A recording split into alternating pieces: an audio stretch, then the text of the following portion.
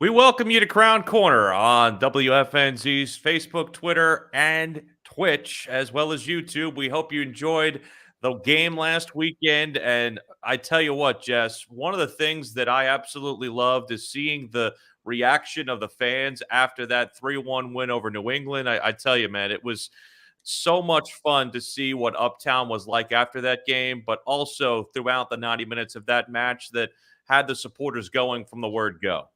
There's something really special about soccer in Charlotte, about the Bank of America Stadium, about Charlotte FC and For the Crown Twitter. I mean, people were saying they were going to be unbearable, but it was a beautiful unbearable. I have loved all the reactions, all the positivity. We knew these fans were loyal. We knew these fans believed in the club by the way that they really stayed strong through 3 very difficult matches and very difficult situations.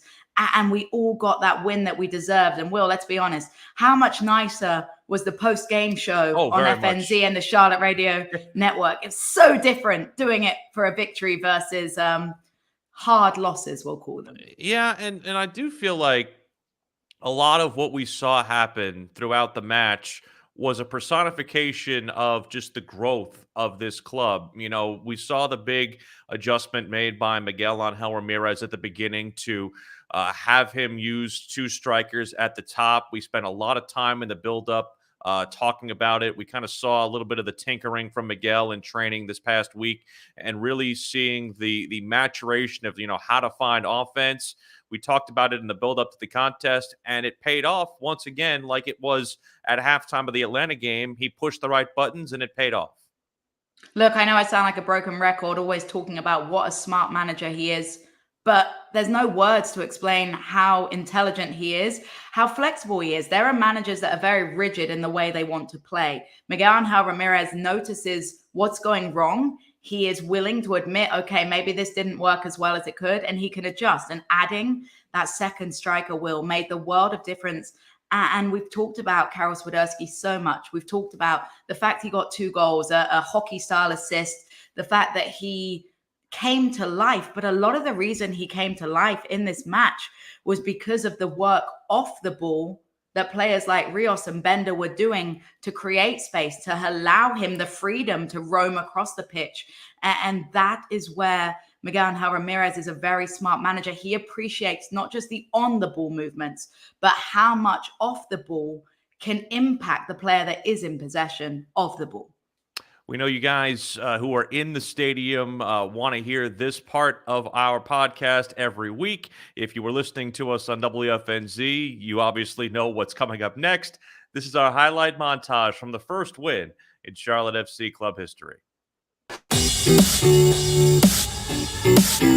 We are underway with Charlotte FC and New England. Bronco middle of the arc for Swiderski. Swiderski is shot! The DP strikes! And Charlotte on top for the first time in club history! The rocket of a strike. He had no right to take a shot from that distance. The look wasn't there. Not from my point of view, but Karol Swiderski had other ideas. Into the area, headed by Swiderski, a save made by Earl Edwards. Fantastic ball from Alcivar. Corner into the area, looking back post for Alcivar. Save, Kalina! Oh, what a save! Alcivar approaches. High kick, back post, ahead, over the crossbar. Took his man down. Looked like it was a penalty given. Ball of the spot. Heel approaching with the left foot. A shot, goal. A lob up for Rios. Ahead, couldn't get a clean foot on it. Brender for Swiderski. A shot. Score! Karol Swiderski gets it back, and that is justice. I'm sorry.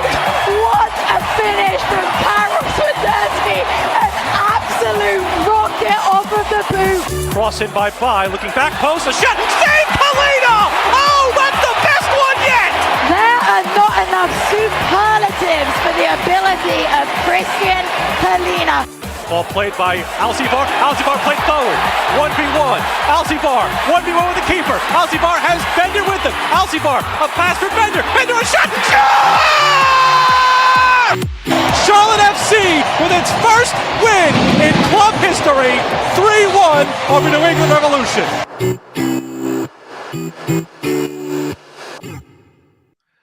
And that was how it sounded on not only WFNZ, but the Charlotte FC radio network. And as we found out organically through a couple of people on Twitter, on Sirius XM, for those of you who are not in the Charlotte area, you can pick up our broadcast for Saturday's home contest against Cincinnati and the next home contest against Atlanta on Sirius XM. The Sirius XM FC channel 157 will have the broadcast for that. Of course, you can also pick it up on our flagship station, WFNZ, on their app as well as online on their website. But a great victory, Jess. And I also feel like, too, you could just hear the crowd. It hits different. The thing that I loved is that even though there wasn't 75,000 in the building, it had that same vibe, that same feeling with the 29,000 plus that were in the building on Saturday. Look, 29,000 plus quality fans that wanted to sing their hearts out the entire match. We feed off that energy as well, Will. Let's be honest. Listening back to that call, I can do nothing but smile because you can see how we're feeding off the energy, how positive it is, how encouraged we are. And that second goal, I just couldn't stop laughing. And let me just preface why, because Will was dangling. You may have seen the feature of the Ben Bender goal. I wish they had got the second Swiderski goal because Will was dangling out of the window, doing the Willie shimmy, as it will now forever be known, the Willie shimmy. And I couldn't stop laughing, but I managed to get the words out. That's the ultimate professional. That's funny. That was very good. And with regards to the match itself, head coach Miguel Angel Ramirez speaking about how it had been a real slog to try and get through to that first victory. But nights like Saturday night are why we play and why we watch and why we coach this game. We pay the price for nights like tonight to enjoy playing football. This football that we play, goals, celebrations, fans. So, I mean, we really deserve it. We really deserve it because of the work that we are doing, because the way that we are playing, because being very new, very babies, and very far from these giants, these big clubs, we are reducing the gap, the distance between us and them. How we are playing, we are reducing this gap. And it's so true. Reducing the gap between the experienced and perhaps the youth of Charlotte FC and the progress. We mentioned that word so many times, and we've mentioned it every single week on this on this podcast. The progress from what we saw in Charleston during preseason is unimaginable to now. We thought there was going to be improvements. We kept emphasizing that it's a long season. I don't know if we expect to see such a leap in the ability and the confidence in the togetherness of this side in just 4 matches. And that's a testimony to the work ethic of the players. It's a testimony to the coaching staff. And most importantly, it's a testimony to the fans, because they are the unsung heroes that just add that extra oomph behind the players when it comes to game day. And I love the interactions between fans and between the players and the coaching staff. You can follow us on Twitter. I'm at Willie P Style. Jess is at Jess Talks Footy. And you can find us also at WFNZ on Facebook, Twitter, Instagram as well. If you look at the stats, it really looked like a game that Charlotte FC dominated at the beginning, but when you think about the way that they played throughout the rest of the contest, New England kind of came back to, really take some of the possession in that second half. They ended up winning it overall, but that's why that stat is so misleading at times, because you can have, less of the possession and get 3 goals like Charlotte. That the quality of Charlotte's possession, I feel like, was something that really dominated this contest, especially early. And also in the early part of that second half, especially after they got that second goal. Look, there were phases where Charlotte FC dominated and it felt like New England Revolution didn't touch the ball. Coming out of the halftime break, New England really brought the game to Charlotte FC. But what Charlotte did well is they handled that pressure. They dealt with the shots opportunities. You see 18 shots for New England Revolution, only 5 on target. The reason for that was because of the quality of the defending, the patience of the defending, standing up and forcing these players that they didn't have the option but to take long rips from range that were never going to test a goalkeeper of Christian Kalina's ability. On the flip side, Charlotte FC created 15 opportunities. Yes, only 5 on target, which is something, again, we'll look at needing to be more clinical. But when you get 3 goals from 5 shots on target, what that tells you is when you got the ball on target, those shots were unstoppable. And that's what we use to describe some of these finishes. They were unstoppable finishes. And I hate to say that we told people, but what was the words we said when the first goal came? We said the floodgates would open. Exactly. And that's how it felt on Saturday.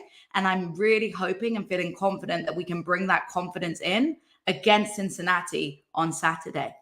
And I'm happy that we saw Karol Swiderski get 2 of those goals, especially one on his first touch. And he spoke about how that really kind of took the pressure off him as being this side's first designated player. I know this first 2 games was I play really bad, and I don't create so many opportunity. But today we deserve like the team to take these 3 points. And how refreshing to hear a player admit that they didn't think they fulfilled the caliber of the player they are. I find that very refreshing, the honesty, and that's something that seems to stream throughout this Charlotte FC side, to put your hands up when you're not doing as well as you can. But the fans in the stadium, the fans that watched, the fans that listened, got to see Karol Swiderski and what he's made of. I've been very critical of some of the articles that have been written in the press that have labeled him as a target forward, as a goal poacher. That's not what Karol Swiderski is. He is someone that we've seen, and we saw in particular in the weekend past, enjoys being involved in the link-up play. He doesn't just want to hang around the 18-yard box waiting to pick up scrappings. He wants to be involved in the action. And again, I have to single out Rios. There were some people that were critical of Rios because he didn't get as much time on the ball, but it was the work ethic that he put in off the ball and the selflessness of making those runs without much credit. You're not going to get very much credit for making those runs, but you have opened up opportunities for your teammates to shine and your team to pick up the win. Yeah, just his presence on the pitch draws defenders his way because you have to account for him.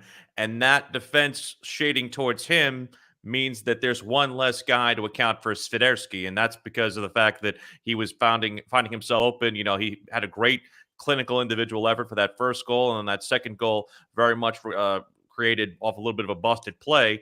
But one of the things about that second goal was that it showed a very nice response from Charlotte FC.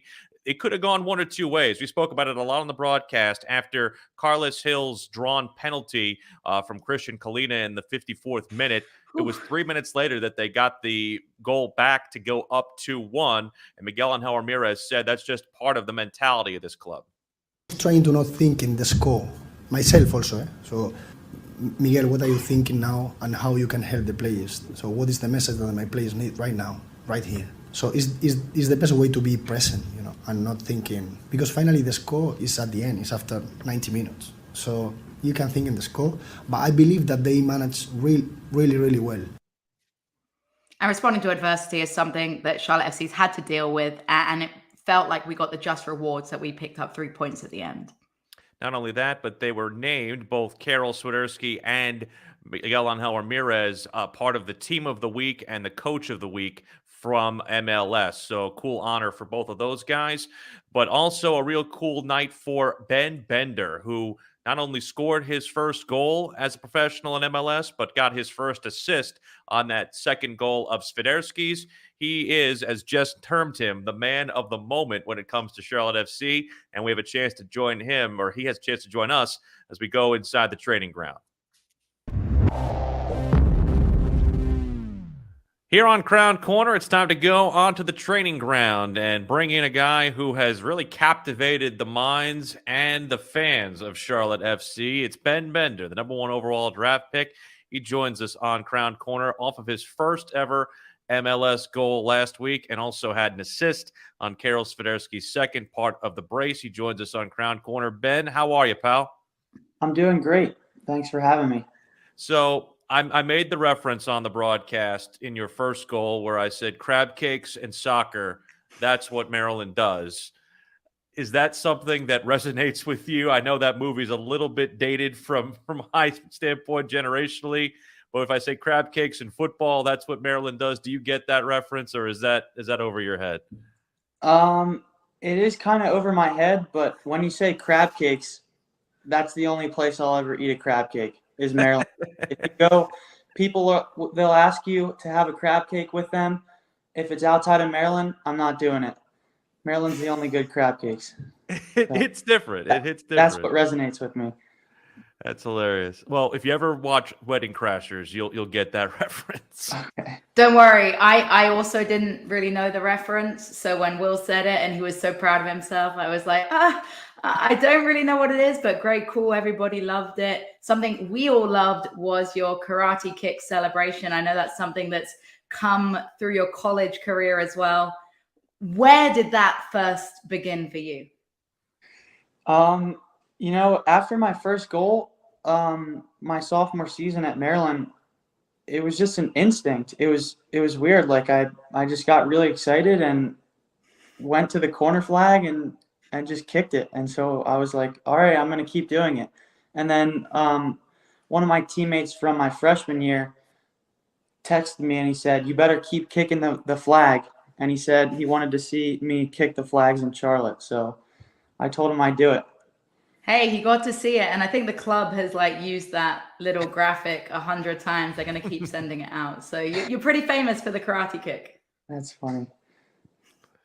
In terms of the goal itself, Ben, what did you see on the goal? I know that, Yordi was played forward on that, and it was really, really cool to see him trust you on that play. I know you guys haven't seen a lot of time on the pitch together, but what did it mean for you to have him trust you in that effort? The build-up was really, really good. I think the ball got played to Danny, and he held it up really well, played a quick ball to Jordy, and then Jordy and Carol linked up. And Jordy, with his pace, he was able to get in behind the defenders, and he kind of muscled their center back off. And at first, I didn't think he was going to pass it across, and I was screaming for it. But then, actually today in practice, he said, "You were free." He said, "Solo, you were solo." So, it was just a great moment for us. I definitely complimented him on the selflessness in that moment to find you with the assist, but it took a lot of composure on your part, right? There's nothing quite as nervous as an open goal. What was going through your head as you saw that ball sort of bobbling a little bit towards you?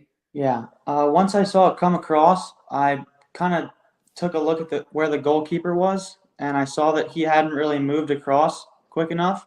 And then the defender looked like he was expecting me to redirect it, so I just tried to put it closer to my side of the goal where it was open, and it went in. So it was good.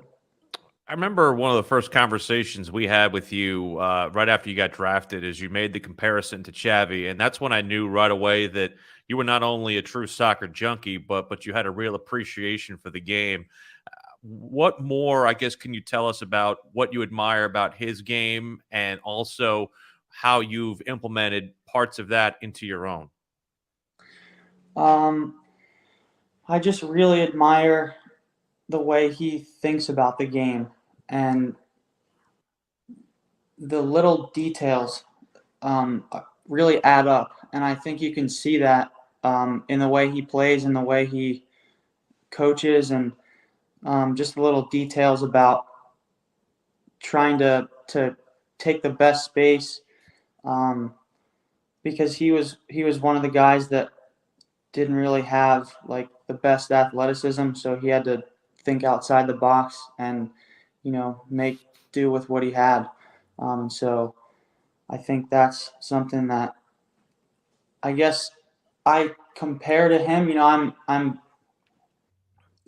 bigger and stronger probably, but I wouldn't say I'm faster than other players. So that's something that I try to do in my game. I try and outsmart the opponent and take every corner I can get to my advantage. And obviously, you're still pretty new to his leadership, but how do you feel about Miguel Angel Ramirez and also the fact that he's trusting in you in your rookie season? Miguel's amazing. He's such an incredible coach. He's so passionate. You can see it on the sideline when he coaches. He invests in the lives of every one of his players, every one of the staff. And it's just been so incredible that I've been able to come here right from college, and he's given me a couple chances early on, and I'm super thankful for that. And I want to keep going and keep building that relationship with him. And I think it's super special, all the relationships that he has with the guys. And how do you feel about his system in particular? Are you enjoying playing in it? I know a lot of the players have said it's taken some time to learn. Is it something you feel very comfortable in? Yeah, it's something that I really, really like. It's not like just running just to run. Like, you go to a certain position, you make a certain movement with an idea behind it. And sometimes you make a movement and you're opening up space for someone else. And that's something that I did in the game against New England this past weekend. Some of the movements I made were to free up and make a 1v1 in a more dangerous position. And that's something that I would have never thought about growing up. And it just goes back to the little details, and everything matters at this level. And he does a great job at explaining it. One of the things I think, Ben, that's the most evident about the way he manages is that he's very good at putting guys in positions that are most advantageous. But I even feel like with you, he's had you in different areas. Like, he's had you as an attacking midfielder. He's had you kind of settle at times. He's had you play more closer to the center. I mean, there have been different roles, even in the middle of games, that he has you change at. So what is it like kind of learning all these different spots on the field that you might not have played, say, at either Maryland or in your past? Yeah, it's sometimes it's nerve-wracking because, at this level, everyone's so good and you don't want to turn the ball over. And, if I make a mistake in a certain spot, then it could lead to a goal. But he puts you in those different positions to make you excel. And so if you saw in the game, there was just a little detail that he changed for my positioning in the second half, and we were able to come out of the back a little bit better. And yeah, he helped me through that. So I've been enjoying it. It's something new to me. But yeah, I want to keep learning and getting into those different spaces that he tells me to go. Now, you've mentioned a little bit about Maryland and your past in NCAA. What were some of the biggest adjustments coming in from the collegiate level and then getting thrown in the deep end in MLS and professional soccer? Probably the speed of play and the strength of everyone at the MLS. The first couple weeks and first month of preseason was, I would say I was adjusting pretty well, but everything was just moving 100 miles an hour, and I just wasn't used to how much pressure. Like, you see a space in the lower levels, and then here it just gets closed so much faster, and you're like, what just happened? Like that, I just took a look and it looked wide open, but then it just got closed down. So like, you really have to be on your game, like every minute. And so that was probably the speed of play was the biggest thing for the first month. I don't want to give up any trade secrets when I ask this question, so I'm going to ask it very carefully. How are you so comfortable striking with both feet? Because I think there are times where even we're sitting up there and guessing in the booth which foot's you're more dominant. I think I have an idea which one is, but I'll just ask you just this way. What has made you so comfortable attacking with both feet? I'd say it was growing up. My dad coached me all growing up, and he always taught me to use both feet. But another coach of mine, Barry Stitz, every single training he would force us to go with both feet, attacking, and that was one thing that he really got on us for growing up. Like if the opportunity came where you could use your weak foot, but you tried to put it back on your dominant foot, and you got closed down and you messed up, then he would really get on us for that. So I kind of learned from a young age to use both feet.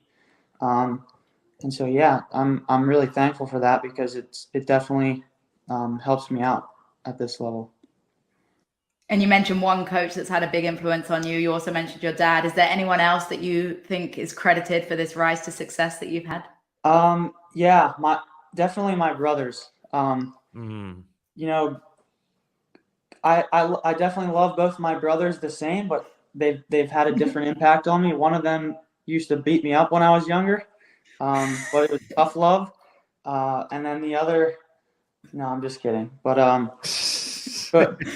both brothers, you know, we would go out and train all the time. We would work on both feet, and we pretty much spent a lot of our time on the field and training and getting better. So yeah, definitely both my brothers.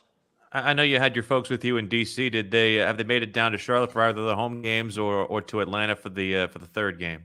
They didn't make it to Atlanta, but yeah, they've made it to Charlotte. And yeah, one of my brothers actually played. And I probably told you, but Independence, yeah. He played for the Independence 4 years ago, I think, 4 or 5 years ago. Yeah. Pretty cool stuff. I know one of the things you said on the Mac Attack as well was your proficiency and desire to go fishing. Have you found anywhere around here to catch some bass or catch some trout or whatever? I actually did go like a week and a half ago with my dad. It wasn't Lake Norman, but it was pretty close, and he caught a little largemouth. So that was fun. But I was looking at places out west to go catch trout in some rivers. So maybe like a day trip, maybe like an hour and a half or 2 hour drive would be cool to hike around and then go fishing. So yeah, I've been looking into that.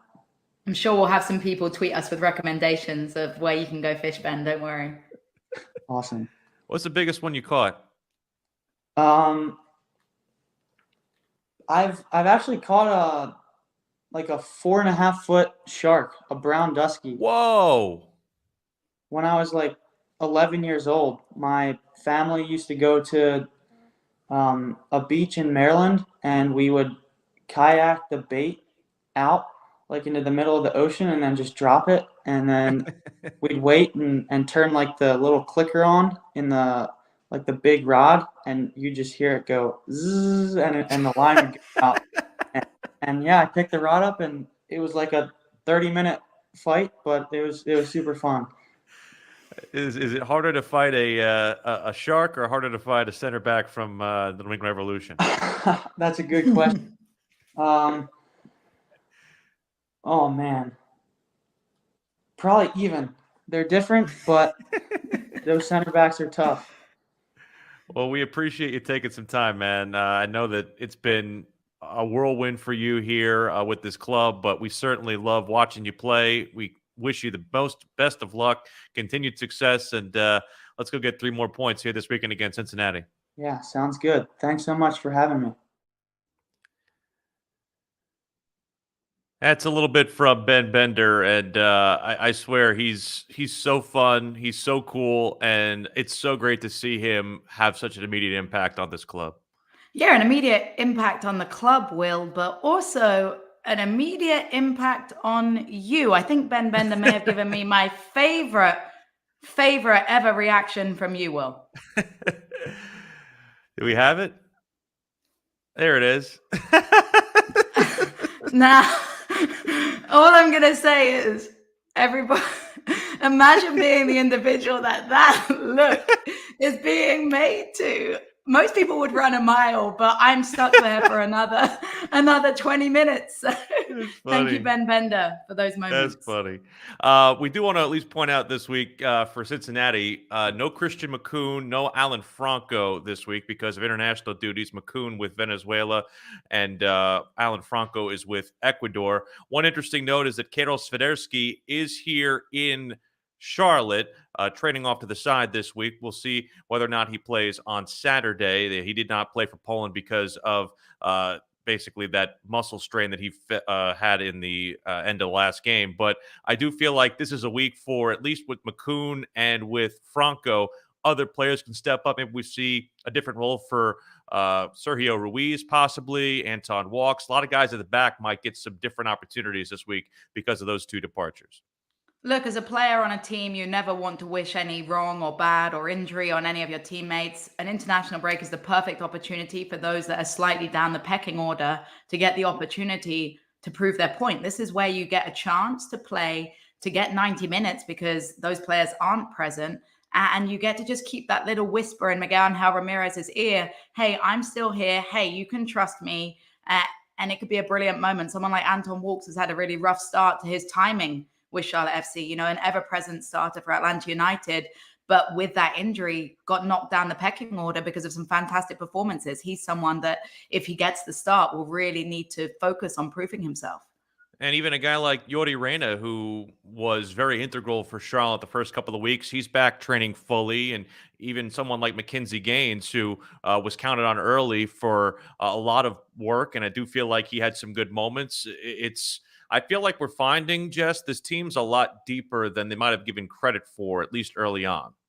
Definitely. A lot more depth, a lot more competition. We focused on the depth of the centre-back position, but now, we're seeing, particularly with some formation changes, more players in the attacking positions that have a point to prove, and potentially players that we didn't expect to be getting as many minutes, the likes of Ben Bender, have taken away starting positions deservedly. You got to remember, Chris Haygart's out on an injury. You've still got other players to come back into the mix. So really exciting times for Charlotte FC. And it's refreshing that despite not being given the international break and losing a couple of key players, we're not sat here freaking out. We're excited for the opportunities for the players that will still get a chance to step on the pitch.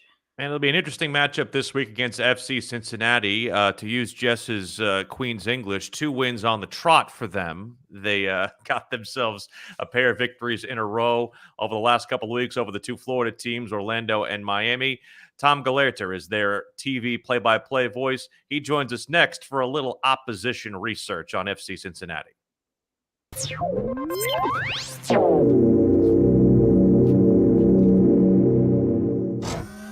Here on Crown Corner, as we like to do every week, we like to get a little research in on the opposition, the man who's been the voice of FC Cincinnati since day one of the club. Tom Gelehrter joins us on Crown Corner as we welcome in FC Cincinnati for the first time as a club. And Tommy, thank you so much for the time. And absolutely. I understand that it's been a fun couple of weeks here for you guys. What's the secret behind this good run of play for FC Cincinnati? Yeah, winning is absolutely always fun, right? Cures all ailments across the board for fans, supporters, front office folks, and certainly the players. In the last 2 weeks, we've seen a really strong and big team performance from this group. And I think you're seeing a team coming together that has a head coach that they're buying into his system.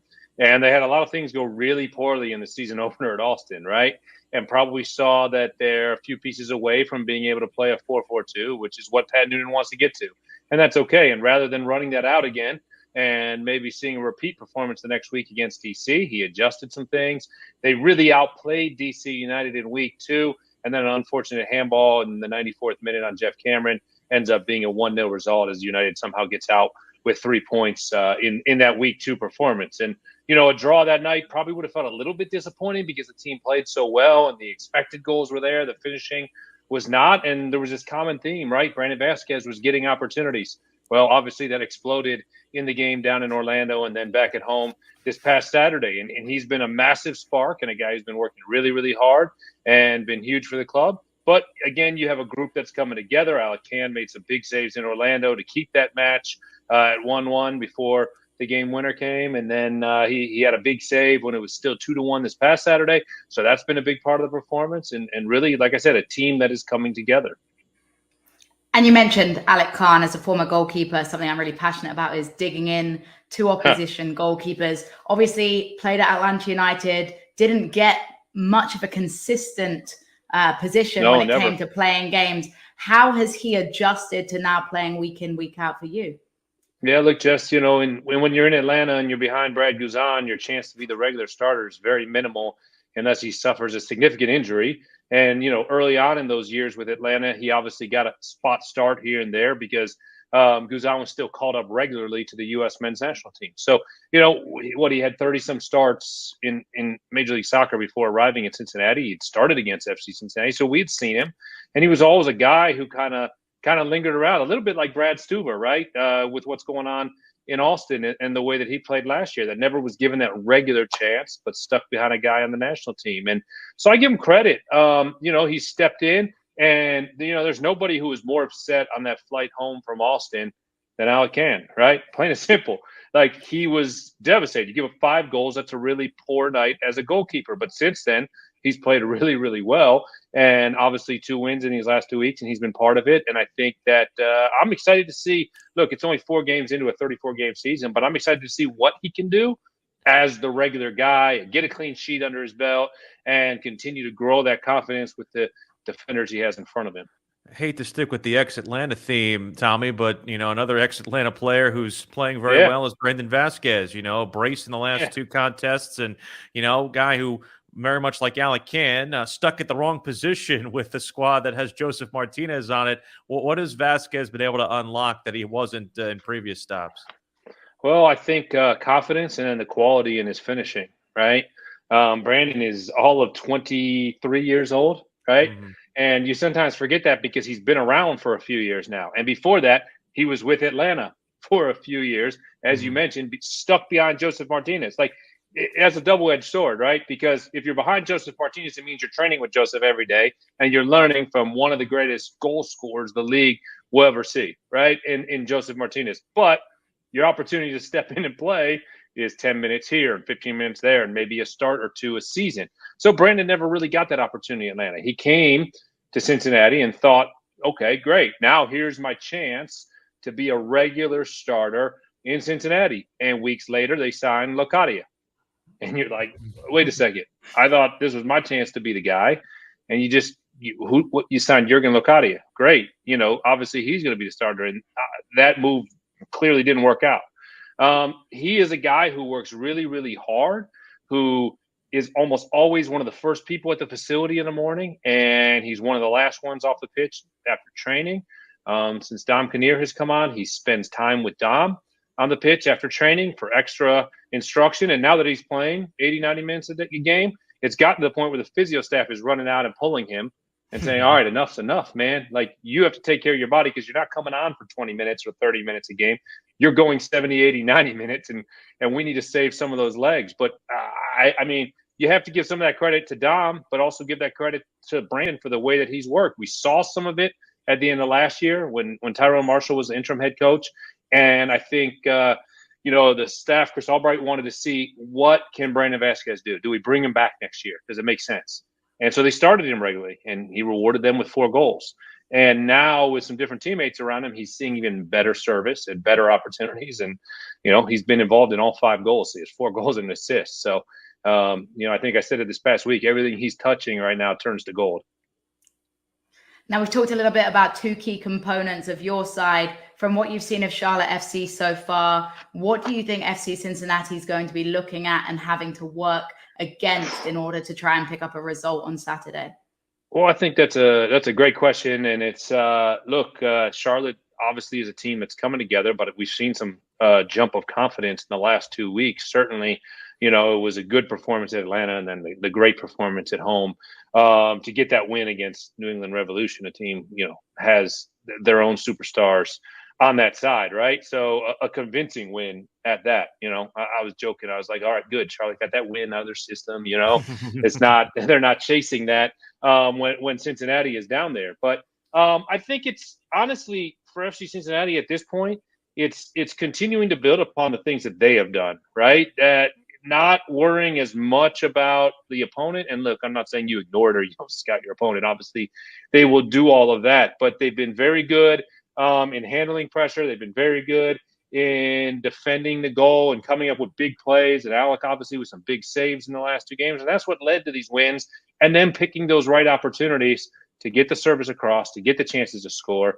In the Orlando game, Brandon could have had 3 and even a 4th goal with some of the opportunities. So the opportunities have been there, and they've shown good patience. And I think they really need to focus first and foremost on continuing to take care of themselves.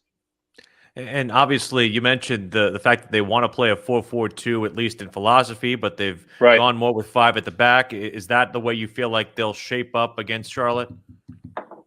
I think so, but who knows as the week goes along and the coaching staff puts a plan together, and I'm sure that's what they're working on right now, right? Is trying to figure out exactly how all of those pieces come together for this game. But, based on the personnel that has been available and, obviously the result in Austin was shocking a bit. I thought that Cincinnati would go in and, look, I wasn't going in thinking that they were absolutely coming out with a win, but there was no question in my mind that they would go in and compete. And I thought we'd see about a 2-2 game. And if you looked at the expected goals, it was 2-2 in that game, right? And yet it ended 5-0. So it was a bit shocking the way that it just unraveled in that matchup. And look, to play a 4-4-2 diamond, you have to have the right pieces in the midfield. And I think the feeling right now is that maybe not all of those pieces are in the right places to get away with that formation. So they sit back with the extra defender with the 3 center backs. Obviously, Ronald Matarrita had a massive game. He's not available for this one because he's been called up by the Costa Rican national team. So that's certainly a factor. Who starts over there? Ray Gaddis has been working his way back from injury. Alvis Powell has been fantastic on the right side. So that'll be a big question, right? If they do go with, we've been calling a 3-5-2, but 5 at the back, who that left wing back is going to be with Ronald Matarrita out. Obviously, we've gotten a lot of the criticism thrown our way as an expansion club, maybe taking some of the heat off you guys. Happens. What is it like to, I guess, be in the first couple of years of the infancy? Is this just the way it is? I mean, I feel like we get a lot of undue shade because we maybe have had the build be a little bit different than, the Atlantas and the LAFCs of the world. I guess, why do I feel like we are kindred spirits in that regard? Is it just the way of the world right now? It's probably the way of the world in some ways, right? It's a completely fair question. I think it's the way of being an expansion team, right? Like, we didn't see Austin last year, so I didn't talk to those guys a lot. So I didn't catch last year if they were getting a lot of that, but probably some of it. And no 2 expansion stories are the same. Austin's is very, very unique in the way that franchise, Columbus was moving to Austin and that never happened. And then Austin got a team, Atlanta and LAFC had long runways and Brinks trucks of cash waiting to set things up. And FC Cincinnati had the shortest runway in MLS history. And, so everybody's story is a little bit different as to how they got to where they are. And then FC Cincinnati had this amazing and organic support. And look what happened in Charlotte with the largest crowd on the planet for your home opener. And then another great crowd last week. And, sometimes I've learned that'll get some shade directed at you in Major League Soccer when you have these great crowds and you're new to the dance. And LAFC's probably caught a little bit of that in their infancy. But look, like, the honeymoon is awesome.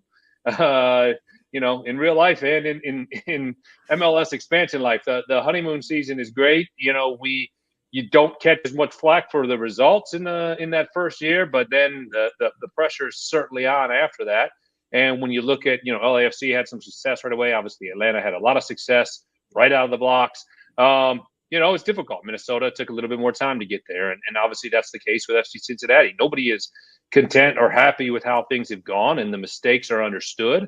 And those mistakes now hopefully have been corrected with a new general manager with loads of MLS experience and a head coach with loads of MLS experience. And I think we're seeing that, based on the results and the buy-in from the team. Well, Tommy, we appreciate the time as always. Look forward to seeing your squad on the pitch, and thank you so much for joining us. Yeah, absolutely. Anytime, my friends, and we'll see you out there on Saturday. Can't wait. Have a great call. All right, thank you. You too.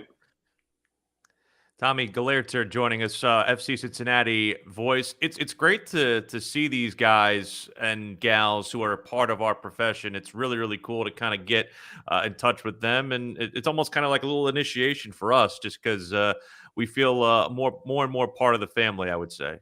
Definitely. It's great to meet people that have been doing this for a lot longer than we have, and gives us a little bit of help in terms of our opposition research. We like to be, on the ball for both sides and to be offer any sneaks into oppositions. I like what he said about just kind of the weight of the world of, as being an expansion team, because again, FC Cincinnati has always been kind of termed as this, perpetual Spooners label, and I'm glad that they have had a nice run of play. I do hope that we were able to slow them down as part of that run of play this week, but I think these sides, especially like since Atlanta has joined the league type sides like us, Minnesota, Austin, it's going to be good for the league to push the legacy clubs, especially now with you're going to get St. Louis next year, possibly Vegas down the road. We'll probably have a situation where you have the legacy clubs versus the expansion era clubs like we see in some of these other sports. Yeah, it's definitely fun. And the better that expansion sides can do, the better it is for the league. And, FC Cincinnati is probably grateful that Charlotte FC's come in and received some of the stick off of their backs, because we've taken a lot of the criticism away from FC Cincinnati, who obviously had a really tough first 3 seasons in the league, bottom of the league every single time. What I'm saying is it could always be worse. So Charlotte FC off to a far better start than that right now, and we'll hope to continue against FC Cincinnati, who look an improved side, but they can still leak goals. They still aren't as strong defensively as they would like to be, and if we can keep the forward attacking quiet, I think we stand a very good chance. Yeah, that 5-goal beginning for Alec Can is certainly something that rings in my mind, though I feel like the way that he talked about Pat Noonan, the first-year head coach of FC Cincinnati, I feel like we could say a lot of the same things of Miguel Angel Ramirez. We know Miguel wants to play more of a 4-3-3, and he mentioned that they want to play a very similar type of formation that Charlotte FC used last week, a 4-4-2, yet they don't have the personnel to be able to do that with, so they're playing more with 5 at the back and 3 in the middle, 2 up top. It's kind of a different scenario, and I feel like I like that both these coaches meld their personnel to their side and where their strengths are. Definitely. One of my favorite sound bites from Miguel Angel Ramirez is that formation is fluid. It's alive. It's not fixed. And when you have that view as a coach, that it's not rigid, that means that the world is your oyster, because you can select what your players are going to thrive in. Supporters section time, and it's our opportunity to talk with probably the loudest of the supporter groups, the folks at Blue Furia. David Carrasco joins us next as we go inside the supporters section.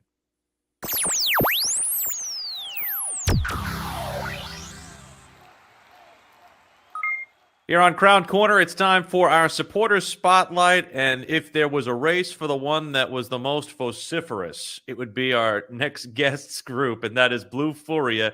David Carrasco representing the loudest of the supporters sections. He joins us on Crown Corner. What's going on, David? How are you, pal? How are we, Will? How are we, Jess? I'm, excited to be part of all this, and again, really excited to have conversations about these last 4 games. It's been something really wonderful for the city. I'm excited to talk about a win. What was it like being there for the first win last weekend? Right. So, from my perspective, unfortunately, I had a trip, a family trip in Virginia, but I was able to watch the match. I got word from our members and how the experience was, and honestly, it was one of those things that it was a long time coming, right? I mean, we've been waiting for this, and what I really appreciate is how consistent our team has been, regardless of the losses that we've experienced for those first 3 matches. It's wonderful to finally see all that hard work being paid off. I think that's a great perspective to have. We had a chance on the inaugural home match to come visit you guys on the tailgate, and one thing that stands out to me, and I'm sure Will as well, was just the marches, the pre-marches. I mean, this was in the middle of the tailgate, doing loops and loops of the tailgating area. How much fun is that to be a part of? How long have you been waiting for that experience, just to get to, be loud and be proud and just show everyone what Blue Furia is about? Of course. I mean, it was one of those opportunities to showcase what we've been working at for this, for however long we've been able to create the group. And honestly, people's passion and energy just kind of took like what we were actually going to be doing. I mean, that march that we initially had around, the supporters lot wasn't really planned. It was just something that happened organically. We were just like, hey, let's do a couple of chants. People wanted to hear some of the songs that we have. And all of a sudden, people started to gather together and start, hey, let's see what other members want to join us in these chants. So they were like, okay, let's start doing our walk. And who knows, maybe it'll be a tradition going forward. I would love to see more people just, join in on that, on the chants and stuff like that. I got a chance to meet you guys kind of when the group was in its infancy. Blue Furia, one of the newer of the supporter groups, but I feel like everything kind of got kicked up a notch when you guys came on the scene. We had the implementation of the music, a lot of the chants started coming together.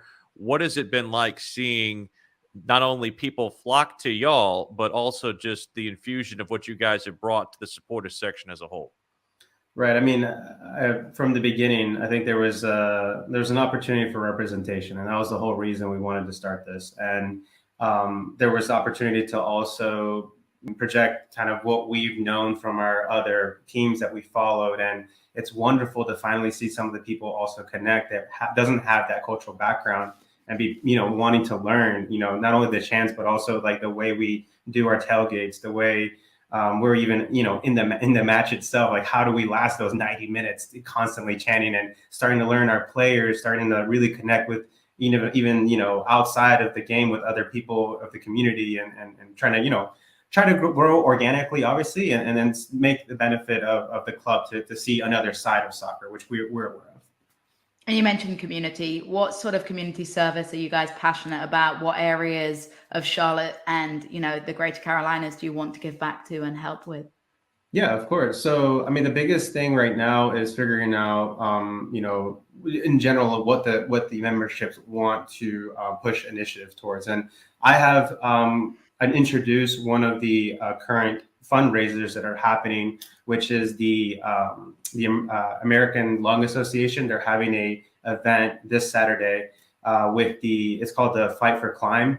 And so I took interest in that because I actually have a very, very close friend of mine who actually ignited the idea of you wanting to do this in general, because he has his own chapter that is for the Belgium national team in the US. So he's told me wonderful stories of like what it is like to have a fan base or a supporters group, and the benefits about knowing your community better and like-minded people around you. And so he's actually been going through troubling like health issues, and he's gotten better from it. And so the American Lung Association is partnering not only with him but other people to help people in his situations, but also help continue research. And it's something I actually want to represent on his behalf. So it's one of the many events. And again, we want to make it more of a personal thing. If we know somebody going through troubles like that, to support, members that are in Blue Furia. So he's a member of ours as well. That's so I was like, this is a great opportunity to represent not only him, but, as an organization as a whole. Like, I always think people are more inclined to give or to serve when there's someone that they're representing and where the source is going to. So that's brilliant. And like we say, Will and I are always down to help in whatever way we can to raise awareness for things like that. Of course. And I'll definitely send the links. I'll let you guys know. Again, it's on the 26th. It's in I think it's called the Truist Stadium. I'm not really sure on the name, but Truist Field over here on right near the ballpark, right near the stadium, I should say, the ballpark near the stadium. So yeah. So it's kind of fitting. It'll be great to represent him. Great to represent it from the organization and from the club. So looking forward to that one. Very, very excited. And like I said, we will share those from our Twitter accounts at Willie P. Style and at Jess Talks Footy. And one of the things we always like to talk about with each club is what makes each club unique. Obviously, you mentioned representation being a deal, but it's not obviously just that. But what are you looking for folks who want to join Blue Furia? Yeah, outside of just representation itself, it's just having an understanding of the cultural background that we're going to be bringing to each reunion that we have in the tailgates. I mean, it's already being seen from the inaugural match to the last home win that we just had.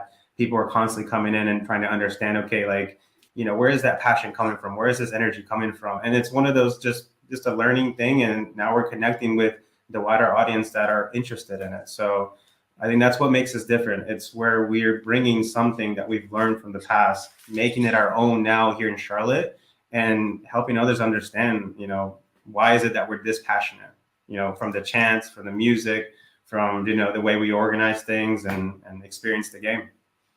Well, David, we certainly love the fact that you guys have brought that representation, brought the infusion of energy, and we hope that you guys will once again continue that. I don't know how you guys stick around for 90 minutes and be as loud as you are. We definitely can hear it on our broadcasts every week, and we certainly can't wait to hear you guys coming up on Saturday at B of A. We hope to get 3 more points against Cincinnati. Thank you so much for the time, and save us a beer shower in the parking lot after the game if we end up getting those 3 points. Yeah, we're expecting to, so we're excited, man. Let's go Charlotte FC.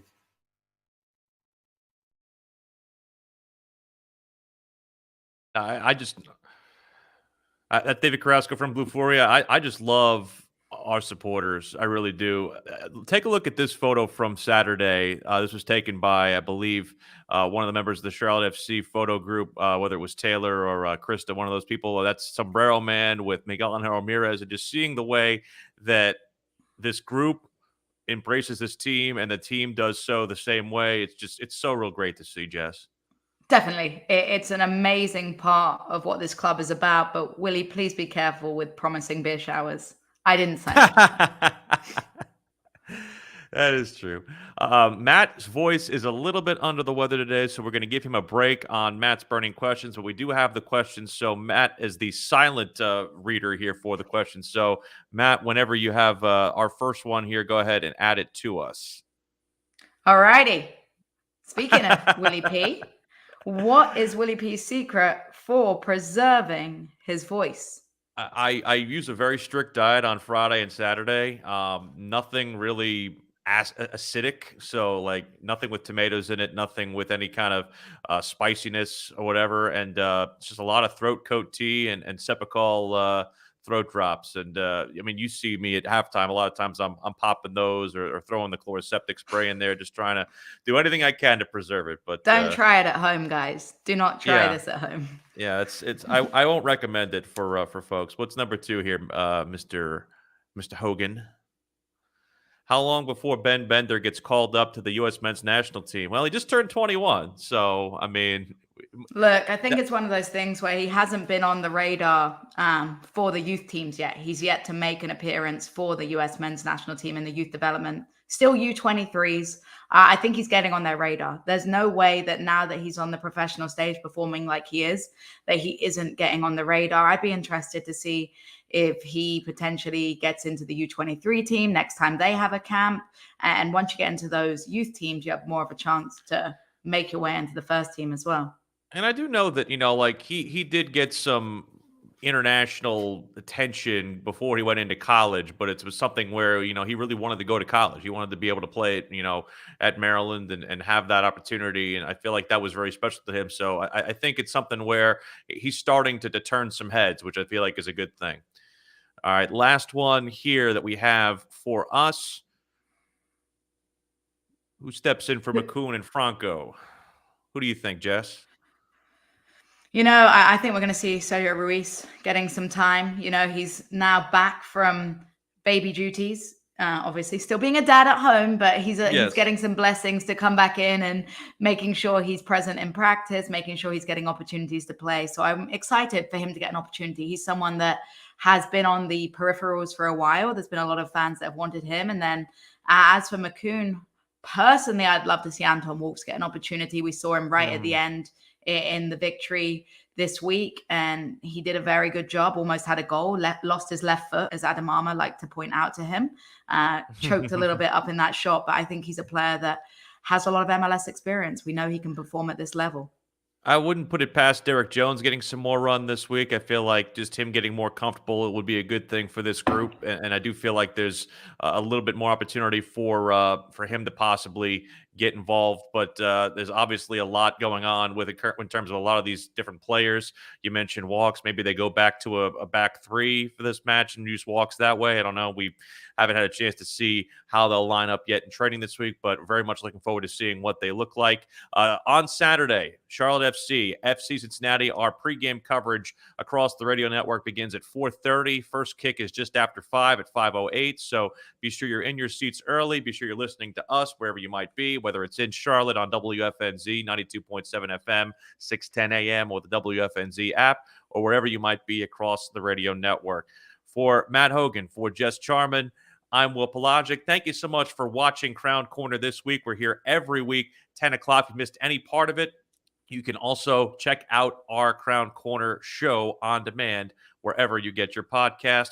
We'll talk to you next week, first off on Crown Corner, but also we'll talk to you on Saturday from Bank of America Stadium with Charlotte FC's Radio Network.